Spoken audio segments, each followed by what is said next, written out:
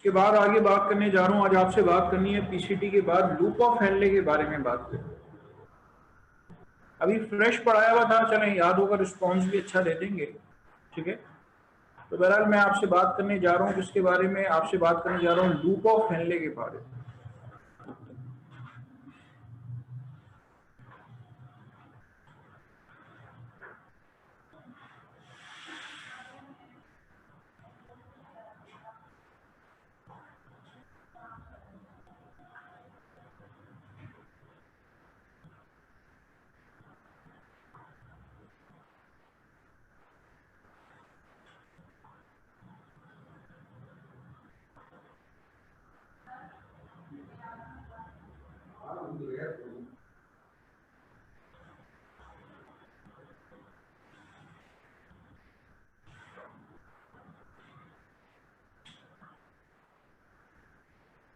Descending limb मौजूद है, ascending limb मौजूद है।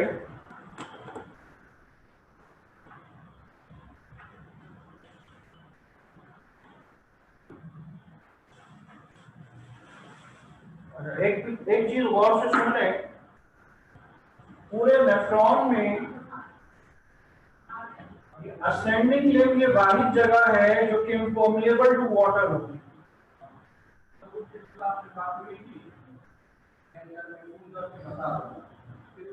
पूरे नेफ्रॉन में असेंडिंग लिम्ब वाहिद जगह है जो कि इम्पर्मिएबल टू वाटर होता है। ठीक है, this side is impermeable to water, यानी कि यहां से पानी एब्जॉर्ब नहीं हो सकता। सबसे पहले आपसे बात करूंगा किसके बारे में, सबसे पहले आपसे बात करूंगा डिसेंडिंग लिम्ब के बारे में। अगर मैं डिसेंडिंग लिम्ब का सेक्शन करूं,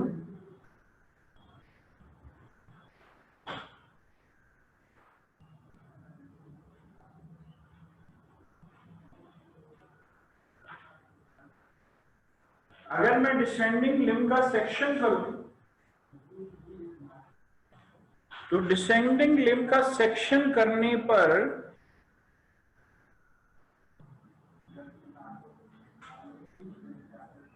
दोबारा से सुन लें कि लूप ऑफ हेनले के आपको दो पार्ट्स मिलेंगे, डिसेंडिंग लिम्ब और असेंडिंग लिम्ब। जो असेंडिंग लिम्ब होता है वो इम्पर्मिएबल टू वाटर होता है,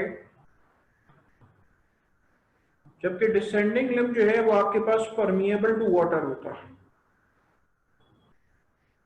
ठीक है, इसकी वॉल जो है वो वाटर परमिएबल होती है।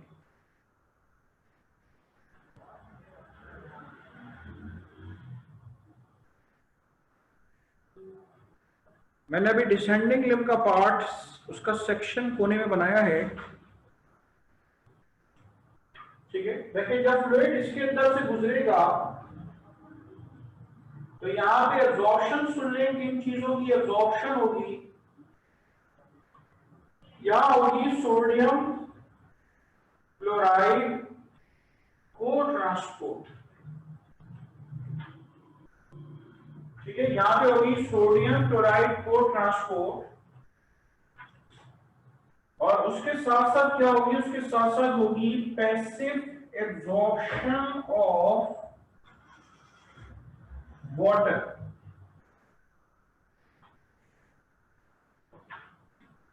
ठीक है, साथ ही साथ आपको क्या मिलेगी, पैसिव एब्जॉर्प्शन ऑफ वाटर मिलेगी।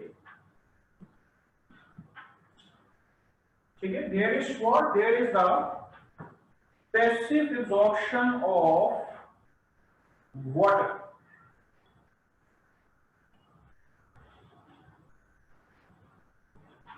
ठीक है, आपको पैसिव एब्जॉर्प्शन ऑफ वाटर जो है वो मिलेगी,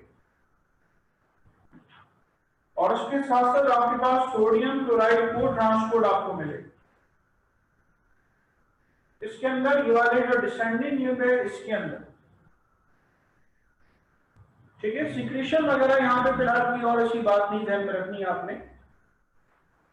अच्छा, इससे पहले ये कौन सा पार्ट था, इससे पहले जो पार्ट था ये था पीसीटी। पीसीटी का जो एंड है यहाँ पे फ्लूइड होता है आइसोटोनिक। जो डिसेंडिंग लिम्ब आपको नजर आ रहे हैं, यहां पे इसके एंड पे जो सॉल्यूशन मिलेगा आपको, वो आपको कैसा मिलेगा? तो आपको मिलेगा हाइपरटोनिक। और जो असेंडिंग लिम्ब आपको मिल रहा है, इसके एंड पे आपको सॉल्यूशन मिलेगा, वो कहलाएगा हाइपोटोनिक। हाइपरटोनिक का मतलब है कि उसमें सॉल्ट ज्यादा है, हाइपोटोनिक का मतलब उसमें पानी ज्यादा है। ठीक है, हाइपोटोनिक का मतलब कि उसमें पानी जो है वो ज्यादा है।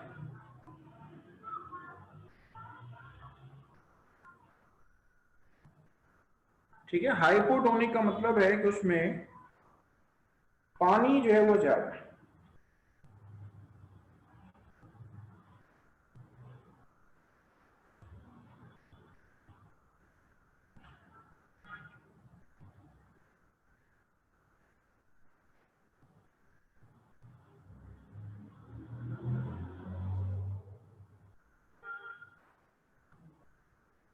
चलिए,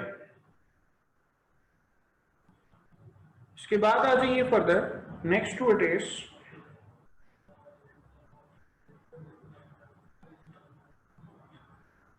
अब आ जाइए ascending limb of loop of Henle के ऊपर।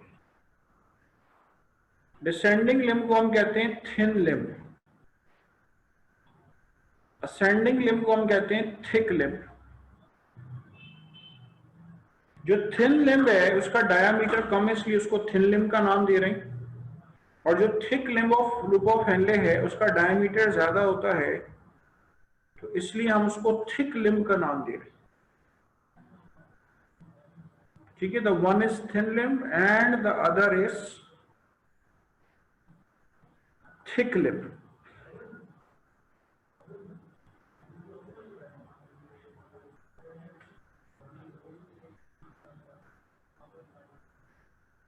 करें, आप इतना नोट करें, फिर मैं आपको थिक लिम्ब बताता हूं। मैंने, आप गौर करें, मैंने जो थिक लिम्ब है उसके अंदर ग्रीन कलर किया है। ये ग्रीन कलर क्या इंडिकेट कर रहा है कि ये इम्पर्मिएबल टू वाटर है।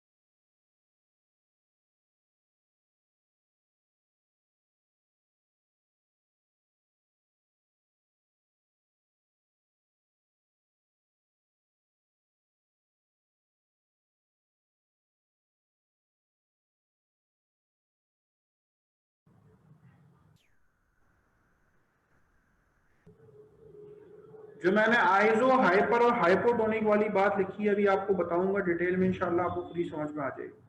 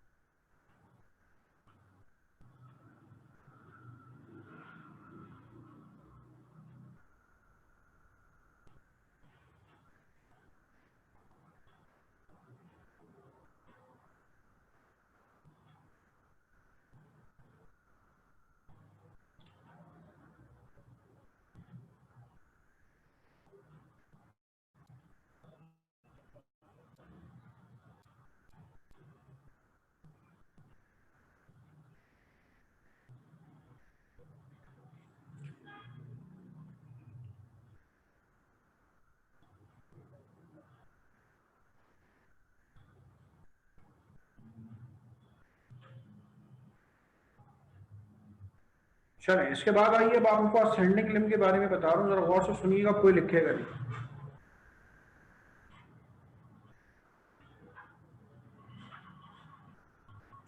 देखें, असेंडिंग लिम्ब को मैं यहां बना रहा हूं।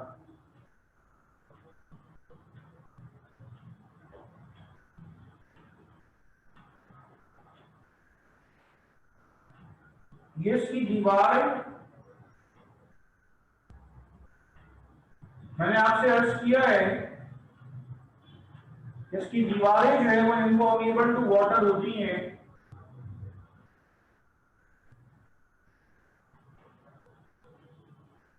ठीक है, इसकी दीवारें जो हैं ये दरअसल आपके पास इम्पर्मिएबल टू वाटर होती है। ठीक है, its walls are impermeable to water. अब यहां पे आपके पास जो एब्जॉर्प्शन होती है वो बहुत अहम होती है। यहां होती है सोडियम 2 क्लोराइड पोटाशियम को ट्रांसपोर्ट। अब ये जो आपके पास सेल्स नजर आ रहे हैं, ये इसकी दीवार है। यहां सोडियम आके लगेगा, 2 क्लोरीन आके लगेंगे, एक पोटाशियम आके लगेगा। ये ग्रीन कलर करना मैं नहीं भूल रहा। ये सारे सॉल्ट एक साथ कहां चले जाएंगे? अंदर चले जाएंगे। ठीक है, ये सारे सॉल्ट जो है एक साथ सेल के अंदर चले जाएंगे। जब ये सारे सॉल्ट्स एक साथ सेल के अंदर चले जाएंगे तो इनके पीछे पानी जो है, इनके पीछे वाटर जो है उसको चेस नहीं करेगा। ठीक है, पानी सेल के अंदर नहीं जाएगा और ये सॉल्ट्स सेल के अंदर जाएंगे और फिर अल्टीमेटली क्या होगा, इसके बाहर आ जाएंगे। जो बाहर इंटरस्टिशियम है वहां पे आ जाएंगे। इस तरह से क्या होता है, इस तरह से इसकी ट्रांसपोर्ट हो पाती है। ठीक है, इस तरह से इसकी ट्रांसपोर्ट जो है वो हो पाती है।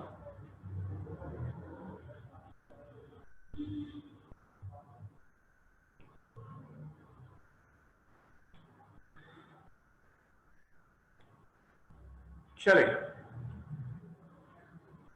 तो यहां पे सोडियम 2 क्लोराइड पोटेशियम को ट्रांसपोर्ट होती है।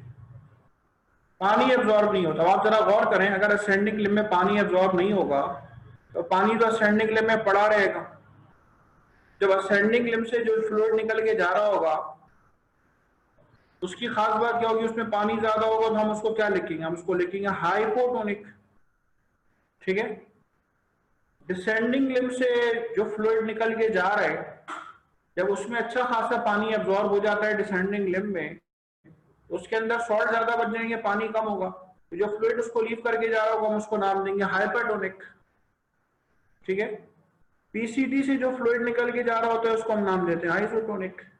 क्योंकि इक्वल अमाउंट में सॉल्यूट्स और वाटर एब्जॉर्ब होते हैं तो वो फ्लूइड जो निकल के ड्रूप ऑफ हेनले में आता है वो आपके पास यूनिफॉर्म कंसंट्रेशन का होता है सॉल्यूट और सॉल्वेंट के लिहाज से। तो इसलिए हम उसको जो है वो आइसोटोनिक का नाम देंगे। ठीक है, करें, नोट करें इसको।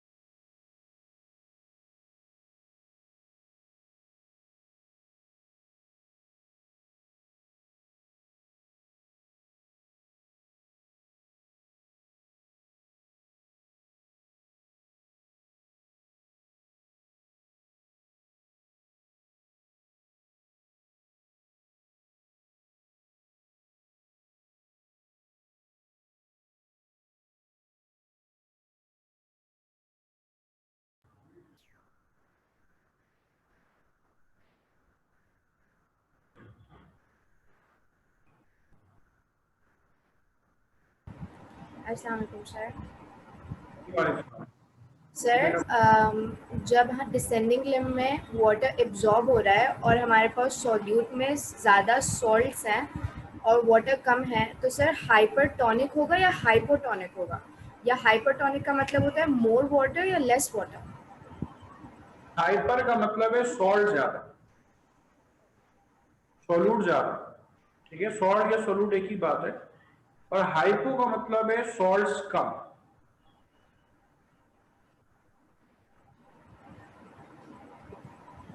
Okay sir, thank you. और हाइपो का मतलब कम है, क्या कम? सॉल्यूट्स कम। जब सॉल्यूट कम होंगे तो उसमें पानी ज्यादा होगा। और हाइपर का मतलब सॉल्ट ज्यादा, सॉल्यूट ज्यादा है तो पानी कम होगा। एक चीज ज्यादा है तो एक चीज कम होगी। अच्छा बेटा, आपने एक बात क्लियर कर ली। बहुत सारे लोग हैं साइलेंट बैठे हुए होंगे, ध्यान में आ रहा होगा, बस क्लास का टाइम चला जाए, खत्म हो जाए, ठीक है। आपने उनके बिहाफ पे पूछ भी लिया तो ये उनको पता भी चल जाएगा। तो दोबारा एक बार सुन लें, हाइपर का मतलब ज्यादा, क्या ज्यादा? सोलूट ज्यादा। सोलूट ज्यादा है तो उसमें पानी कम होगा। हाइपो का मतलब कम, क्या कम? सॉल्ट्स कम। जब सॉल्ट्स कम है तो उसके अंदर पानी क्या होगा? ज्यादा होगा।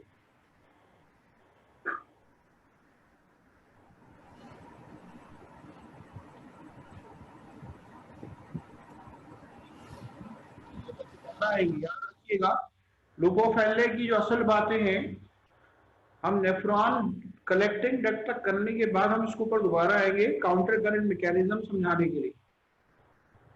लेकिन पहले आप बाकी बातें सुन लें तो फिर आपको काउंटर करंट मैकेनिज्म बताएंगे।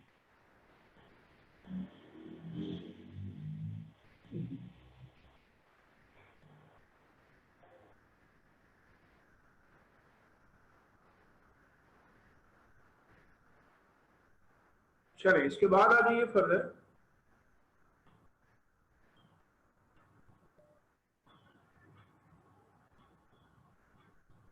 इसके वेरी नेक्स्ट आपसे बात करूंगा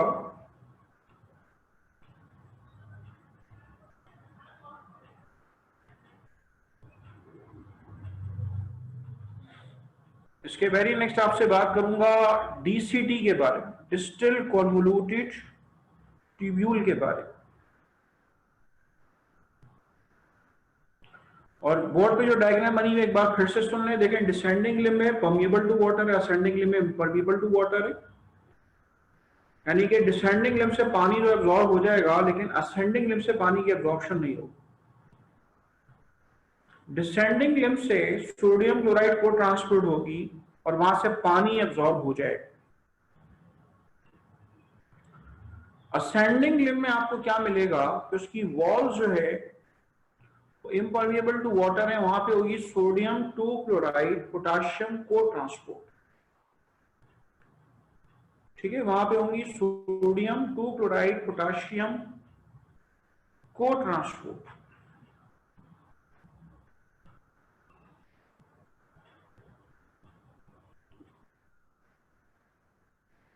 ठीक है। जब सोडियम टू क्लोराइड पोटाशियम को ट्रांसपोर्ट, तो वहां पे ये तो सॉल्ट तो एब्जॉर्ब हो जाएंगे, लेकिन उसके पीछे पीछे पानी नहीं आएगा, ठीक है। उसके पीछे पीछे जो है वो पानी जो है वो नहीं आएगा।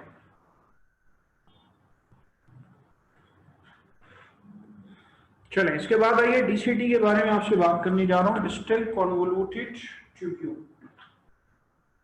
Going to tell you about DCT, distal convoluted tubule.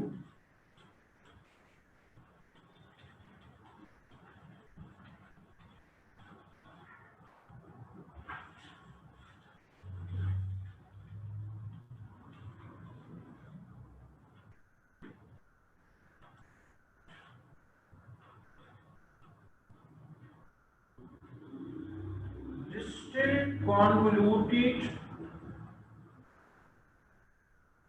Tubule के बारे में आपसे बात करें।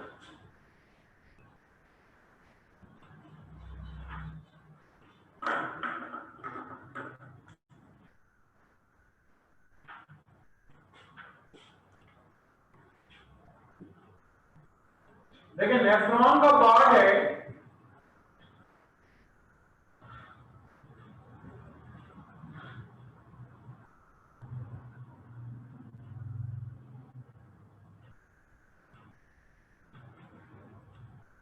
This is what distal convoluted tubule.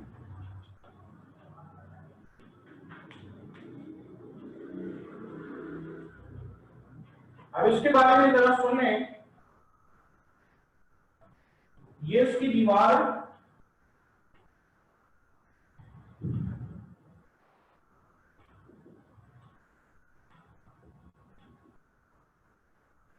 इसमें से फ्लूइड जा रहा है, कुछ चीजों की एब्जॉर्प्शन होगी और कुछ चीजों की सिक्रीशन होगी। ठीक है, कुछ चीजों की एब्जॉर्प्शन होगी, कुछ चीजों की सिक्रीशन होगी। एब्जॉर्प्शन किसकी होगी? एब्जॉर्प्शन होगी सोडियम क्लोराइड को ट्रांसपोर्ट। ठीक है, सोडियम और क्लोरीन की को ट्रांसपोर्ट होगी, एब्जॉर्प्शन होगी। पैसिव एब्जॉर्प्शन ऑफ वाटर हो जाए।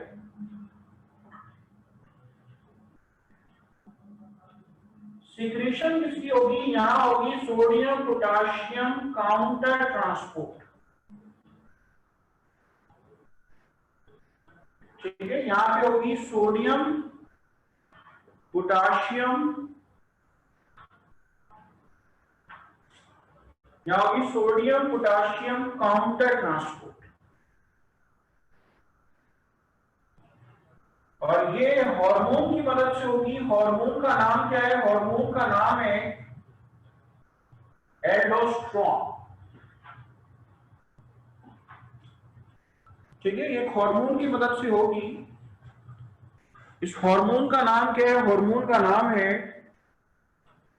एल्डोस्ट्रॉन। ठीक है, हार्मोन का नाम है एल्डोस्ट्रॉन।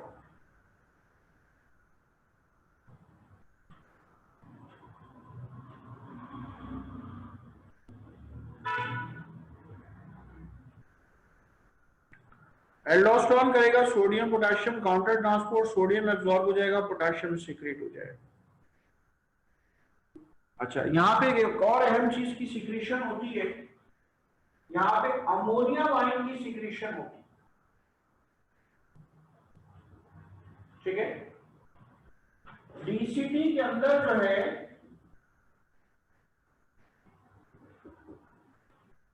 डीसीटी के अंदर जो है वो अमोनिया आयन की सिक्रीशन होती है। For what? For acid base balancing. ठीक है, एसिड बेस बैलेंसिंग के लिए अमोनियम आयन की आपको सिक्रीशन मिलेगी।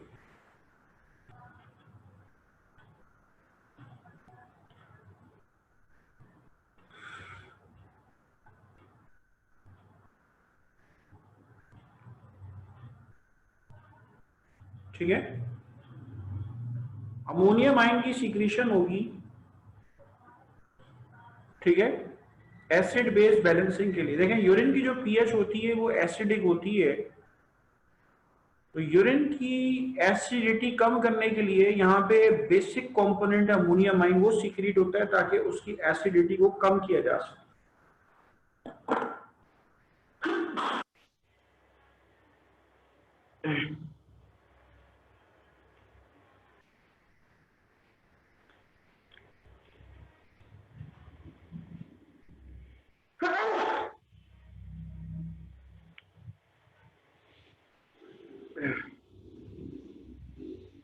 ठीक है, ताकि उसकी एसिडिटी को जो है वो कम किया जा सके। चलें, अमोनियम आयन की सिक्रीशन हो रही। सूफिया को हंसी आ रही है, मैं छींक रहा हूँ। हाँ, हंसी आ रही है। मैं क्या करूं भाई, यहाँ पे पंखा मैं चला नहीं सकता, आप लोगों को आवाज कम आएगी। यहाँ एसी चल रहा है सख्त से, और इस एसी ने मुझे बीमार कर दी। सोचिए जरा।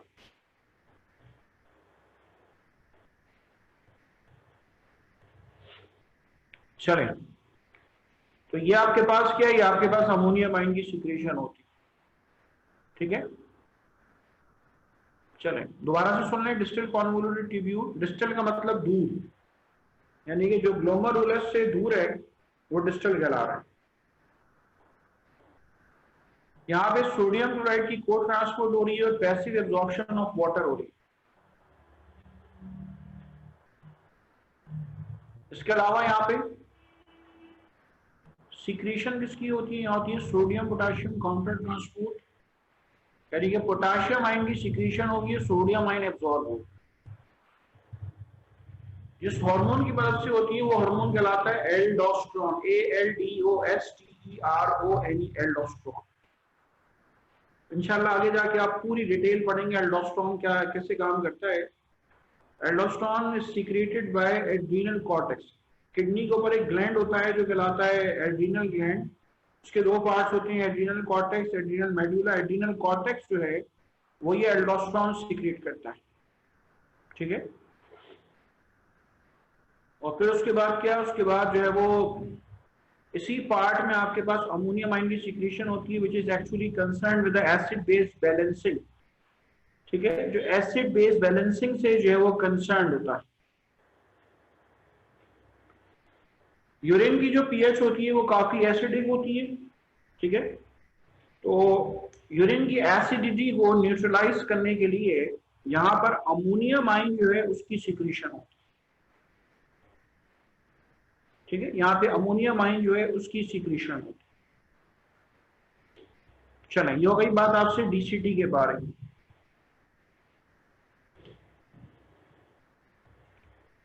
इसके बाद आइए अब आपसे बात करूंगा कलेक्टिंग डक्ट के बारे में। करें, 1 मिनट दे रहा हूं नोट करने, करें 1 मिनट दे रहा हूं।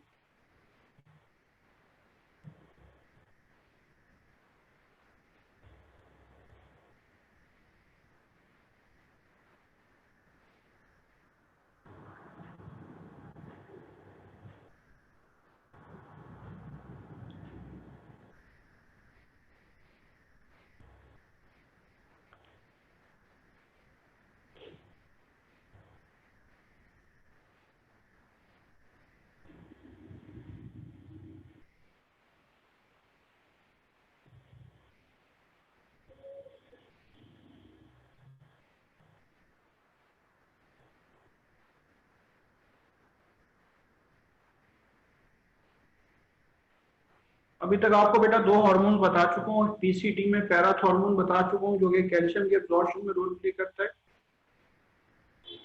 डीसीटी के अंदर एल्डोस्टेरोन बता चुका हूँ जो कि सोडियम पोटेशियम काउंटर ट्रांसपोर्ट में रोल प्ले करता है।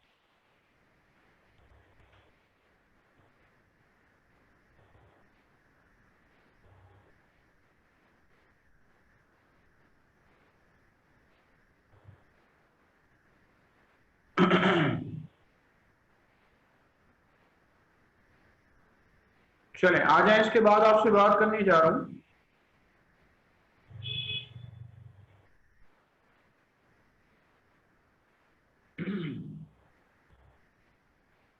कलेक्टिंग डक्ट के बारे में बात करने जा रहा हूं। कलेक्टिंग डक्ट की क्या खास बात है?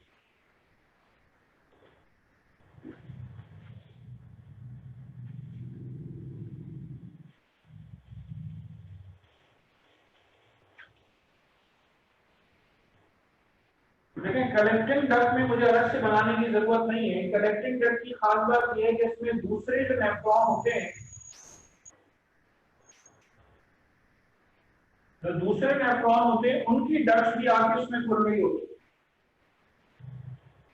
ये कलेक्टिंग डक्ट है, ठीक है। This is collecting duct.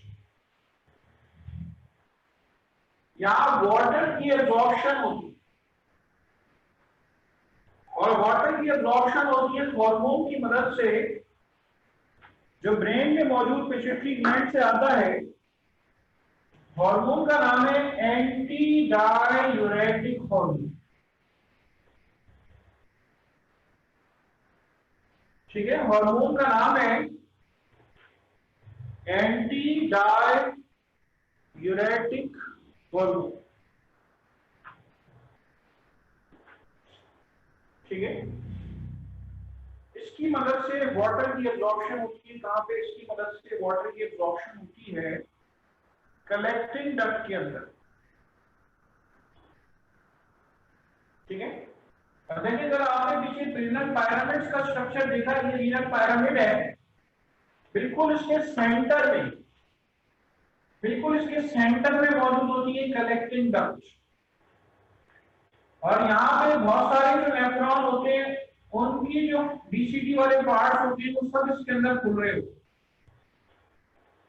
ठीक है, वो सब आपके पास इसके अंदर जो है वो खुल रहे होते हैं, और फिर आगे जाके आपके पास ये माइनर कैलाइसिस के अंदर ओपन हो रही है,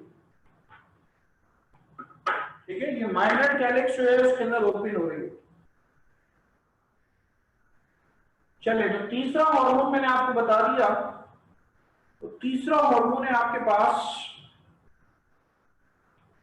एंटी डाययूरेटिक हार्मोन, जो पिट्यूटरी ग्लैंड से आता है, और वो क्या करता है, वो वाटर की एब्जॉर्प्शन में जो है वो रोल प्ले करता है,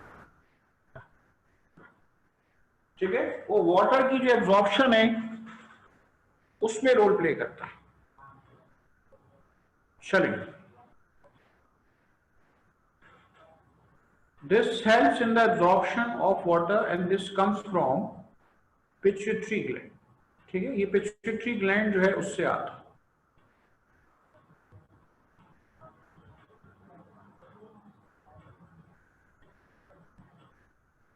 करें, नोट करें इसको।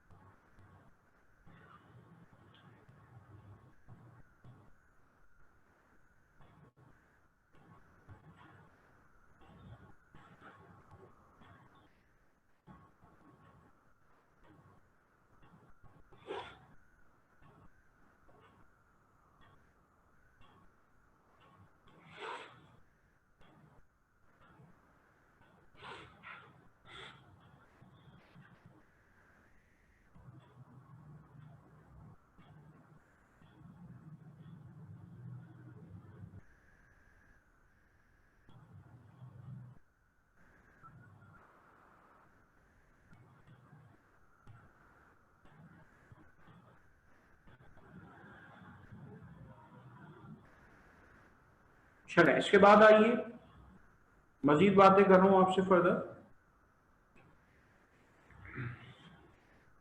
देखिए, कल मैंने आपको एक बात बताई थी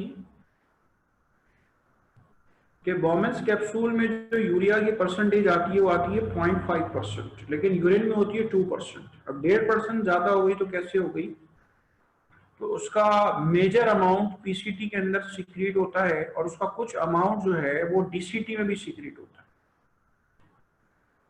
यहाँ इस बात का जिक्र दोबारा क्यों कर रहा हूँ, इस बात का जिक्र इसलिए कर रहा हूँ, और से सुनिएगा, जब हमारा रोजा होता है, हम पानी नहीं पी रहे होते, हमारा रोजा है, तो होता यह है कि जो यूरिन में 2% यूरिया मौजूद है, और वो कलेक्टिंग डक्ट से गुजर के फाइनली बॉडी से एक्सक्रीट होने जाएगी, तो ये यूरिया जो है ये यहाँ पे ट्रांसफर कर सकता है, ये कलेक्टिंग डक्ट यूरिया को यहाँ भेज सकता है कि अगर यूरिया यहाँ पड़ी हुई होगी तो यूरिया जो है वो वाटर की एब्जॉर्प्शन को मल्टीप्लाई कर सकती है।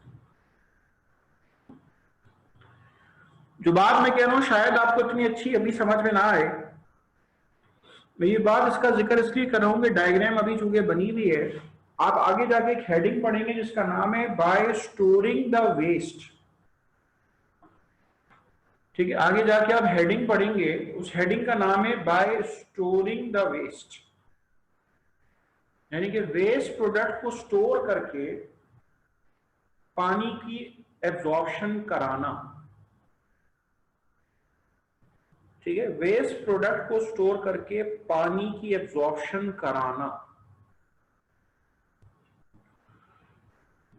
तो ये जो आपके पास कलेक्टिंग डक्ट है, ये कलेक्टिंग डक्ट आपके पास वेस्ट प्रोडक्ट जो है उसको स्टोर करा के, उसको सेव करा के पानी की एब्जॉर्प्शन में रोल प्ले कर सकते, ठीक है। चलें, ये हो गई बात आपसे। देखें 3 हार्मोन्स की बात मैंने आपसे की, ये याद रखें। सोडियम 2 क्लोराइड पोटेशियम को ट्रांसपोर्ट की बात याद रखें। हर पार्ट को मैंने आपको अलग अलग बताया, ये सारी बातें याद रखें। अब मैं दोबारा आ रहा हूं किसकी तरफ, मैं दोबारा आऊंगा लूप ऑफ हेनले की तरफ। लूप ऑफ हेनले के बारे में बेटा एक छोटी सी बात आप याद रख लें। मैंने आपसे कहा था लूप ऑफ हेनले चारों तरफ ब्लड कैपिलरीज से घिरा हुआ होता है, ठीक है। बिल्कुल इसी तरह लूप ऑफ हेनले के बिल्कुल पड़ोस में एक ब्लड वेसल होती है जो बिल्कुल इसके पैरेलल मौजूद है, ठीक है। एक ब्लड वेसल बिल्कुल ऐसे मौजूद होती है जो बिल्कुल इसके पैरेलल होती है। ये क्या कहलाती है, ये कहलाती है वाजा रेक्टा,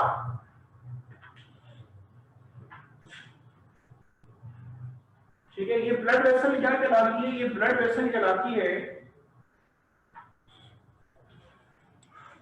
वाजा रेक्टा, VASA वाजा, RECTA वाजा रेक्टा,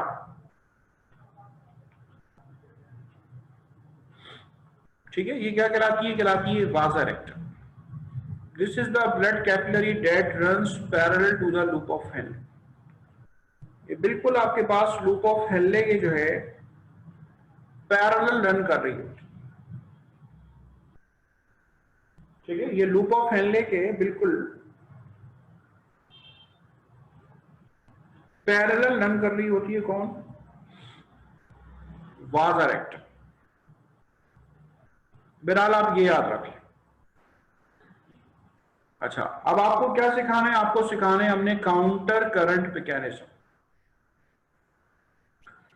देखिए लूप ऑफ हेनले में आपने क्या देखा, लूप ऑफ हेनले में आपने देखा कि फ्लूइड यूं जा रहा है और फिर यूं जा रहा है, ठीक है। फ्लूइड जो है ट्यूबुलर फ्लूइड यूं जा रहा है और फिर यूं जा रहा है। तो इन दोनों का जो आमने सामने होना है, इसकी वजह है दुनिया में ऐसे एनिमल्स हैं जिनमें लूप ऑफ हेनले बहुत ही छोटा है, बिल्कुल यूं एक छोटा सा कर्व है और फिर आगे बढ़ जाता है। लेकिन ये इतना बड़ा कर्व जो आ रहा है, ये लूप ऑफ हेनले दरअसल यूरिन की ऑस्मोलैरिटी को कंट्रोल करता है। This actually controls the osmolarity of urine, ये यूरिन की ऑस्मोलैरिटी को कंट्रोल करता है। तो अब जो भी हम बात करेंगे, देखें आपने मोलैरिटी का नाम सुना है, केमिस्ट्री में कंसंट्रेशन को कहते हैं। बायोलॉजी में आमतौर पे मोलैरिटी के बजाय ऑस्मोलैरिटी की बात की जाती है। ऑस्मो का मतलब पानी, ठीक है। तो वही मोलैरिटी वाली कंसंट्रेशन होती है, लेकिन हम उसको मोलैरिटी के बजाय ऑस्मोलैरिटी के बारे में बात करते हैं। यूरिन की ऑस्मोलैरिटी जो है वो दरअसल ये लूप ऑफ हेनले कंट्रोल करता है कि यूरिन कितना कंसंट्रेटेड होगा और कितना डाइल्यूट होगा, ठीक है। चलिए, फिजियोलॉजी अच्छा खासा बड़ा टॉपिक है। नेक्स्ट क्लास में इंशाल्लाह आपसे काउंटर करंट मैकेनिज्म के बारे में बात करेंगे। काउंटर करंट मैकेनिज्म में दो बातें, counter current multiplier and counter current exchange, ठीक है। उसके अंदर ये दो बात करते हैं आपसे इंशाल्लाह नेक्स्ट क्लास।